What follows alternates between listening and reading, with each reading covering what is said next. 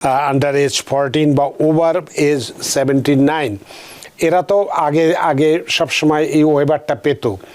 এখন কি তাদেরকে সেই ওয়েবারটা তুলে নেওয়া হচ্ছে? আমেরিকার সরকারের জন্য যে সুবিধা হবে শুধু তা না, এটা যিনি নন ইমিগ্রেন্ট, আপনি বোধহয় নন ইমিগ্রেন্ট ভিসার কথা শুরু করেছিলেন, বা ধরেন ইমিগ্রেন্ট ভিসার জন্য, তার জন্য একটা সুবিধা হলো যে সে নিজেকে এক্সপ্লেন করতে পারলো। কয় সেকেন্ড সে অপেক্ষা করলো উত্তর দিতে, প্রম্পট যে মানে উত্তর দিচ্ছে না, কি চোখের দিকে তাকায় কথা বলতেছে, না আকাশের দিকে তাকায় কথা বলতেছে, বা মাটির দিকে তাকায় কথা বলতেছে, এগুলা আপনার বিবেচ্য বিষয় হয়। এটাই বর্তমানে অবস্থাটা। ওখানে কান্নাকাটি না করে যদি এটাকে স্পোর্টিংলি নিয়ে এটা একটা সুবিধা হিসেবে দেখা হয়, তাহলে মনে হয় আমরা একটু শান্তিতে থাকবো।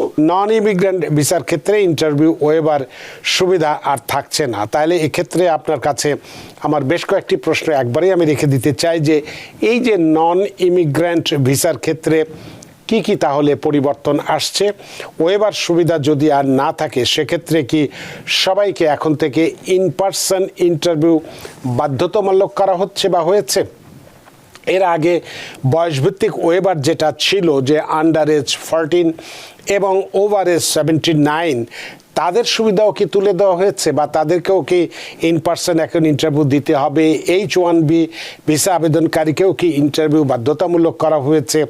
এক্ষেত্রে কনসুলার অফিসার যারা আছেন তাদের ডিসক্রিপশনগুলোকে আরও বাড়ানো হয়েছে কিনা বা ক্ষমতা বাড়ানো হয়েছে কিনা, আমরা কীরকম অবস্থায় আছে? এক কথায় আপনার কাছে জানতে চাইব যে নন ইমিগ্রেন্ট ভিসা আবেদনকারীদের পরবর্তী করণীয় কি, এই বিষয়গুলো সম্পর্কে বিস্তারিত আপনার কাছে জানতে চাই, যাতে করে এই ধরনের ক্যাটাগরিতে যারা আবেদন করছেন বা তাদেরকে কি করণীয় বা পরবর্তীতে কি করণীয় হবে বিষয়টি তারা বিস্তারিত জানতে পারেন। অ্যাটর্নি জনাব মীর এম মিজানুর রহমান। আবারও ধন্যবাদ, আমার জন্য শুভেচ্ছা রইল। এবং এই কথাটা ঠিক নয় যে আমি কমিউনিটির স্বার্থে এখানে এসেছি, আমি আমার নিজের স্বার্থে এসেছি।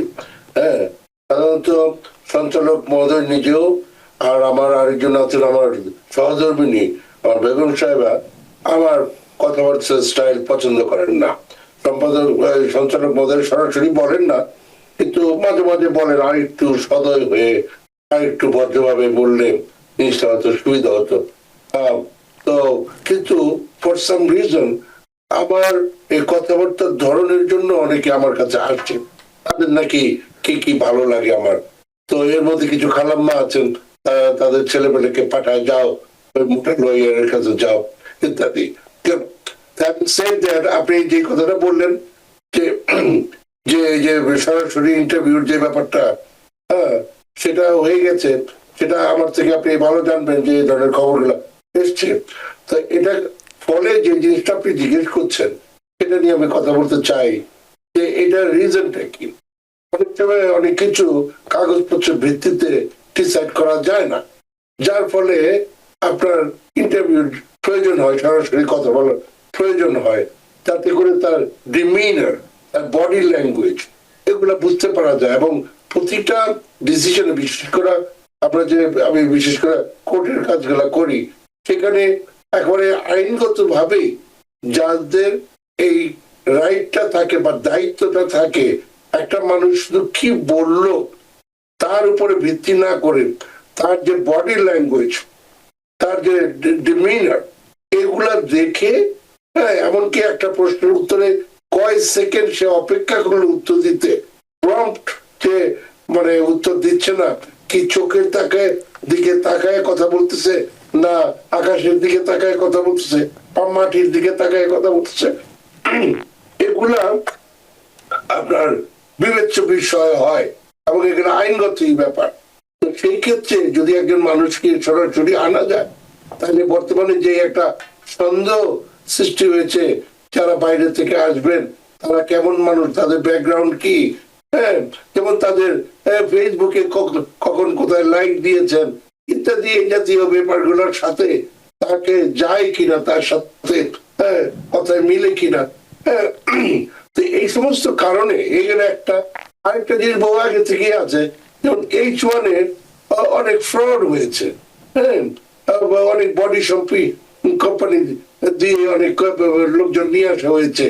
তো যার ফলে ধরেন H1 এখানে অ্যাপ্রুভাল হয়ে গেছে, ভিসার ক্ষেত্রে গিয়ে দেখা যায় যে কথা বলবে, ইভেন এইখানে যখন আনা হয় তাকে প্লেস করা যাচ্ছে না, কারণ সে কথাই বলতে পারে না।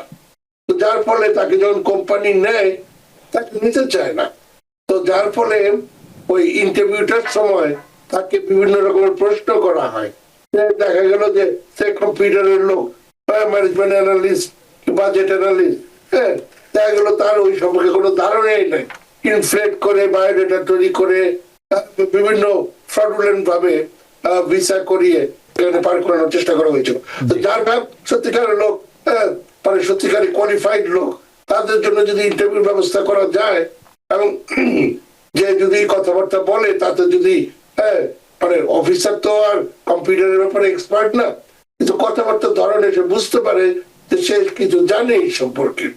এই জন্য এই ব্যবস্থাটা করা হয়েছে, করা হচ্ছে।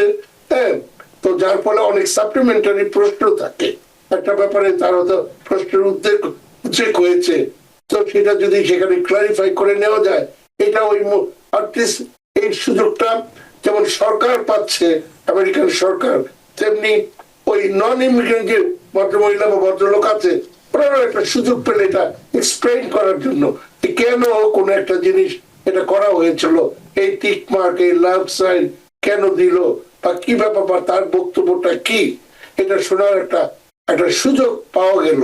সুতরাং এটা অবশ্যই হয়তো একটা আরো একটা হ্যাসেল হলো, একটা লোক ছুটি টুটি নিয়ে ইন্টারভিউতে এসে লাইনে দাঁড়ায় তারপরে ইন্টারভিউ দিতে হলো, কিন্তু আবার এটার হয়তো একটা ভালো সাইডও আছে। সুতরাং যেটাই বর্তমানে অবস্থাটা, ওখানে কান্নাকাটি না করে যদি এটাকে স্পোর্টিংলি নিয়ে এটা একটা সুবিধা হিসেবে দেখা হয়, তাহলে মনে হয় আমরা একটু শান্তিতে থাকবো। ধন্যবাদ। তো এক্ষেত্রে যেটা আমি আপনাকে একটা প্রশ্ন করেছিলাম যে বয়স ভিত্তিক ওয়েভার যেটা ছিল, যে আন্ডার এজ বা 14 যেটাকে আমরা বলি আন্ডার এজ 14 বা ওভার এজ 79, এরা তো আগে সবসময় এই ওয়েভারটা পেত। এখন কি তাদেরকে সেই ওয়েভারটা তুলে নেওয়া হচ্ছে, তাদেরকেও কি পার্সেন্ট যেতে হবে? ব্যাপারটা হচ্ছে এটা যদি ক্লিয়ারলি না লেখা থাকে তাহলে আগের আইনেই চলবে, এই হলো কথা।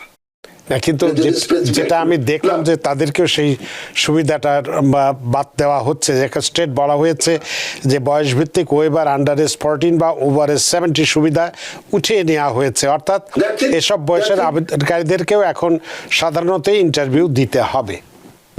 তাহলে যেতে হবে, এর মধ্যে আর কোনো মানে ইফস এন্ড বাটস নেই। আচ্ছা, অনেক ধন্যবাদ বিষয়টি ব্যাখ্যা করার জন্য। তার মানে আপনার মতে যে মানুষকে যাচাই করার জন্য একটা ইন্টারভিউ দিলে একটা মানুষের মনস্তাত্ত্বিক মানসিক অবস্থা বা অন্যান্য সব কিছু, তার আচার আচরণগত সব কিছু বুঝে তারপরে তারা হয়তো গ্রিন কার্ডটা ইস্যু করবে, এটাই হলো মূল কথা। তা আপনার এই চমৎকার উত্তরটা দেওয়ার জন্য অসংখ্য ধন্যবাদ। আমরা একটু ফেসবুকে যাই।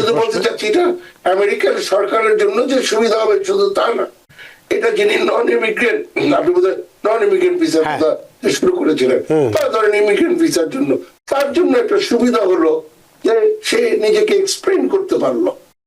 এটা আমার মনে হয় যে ক্ষতি হবে না।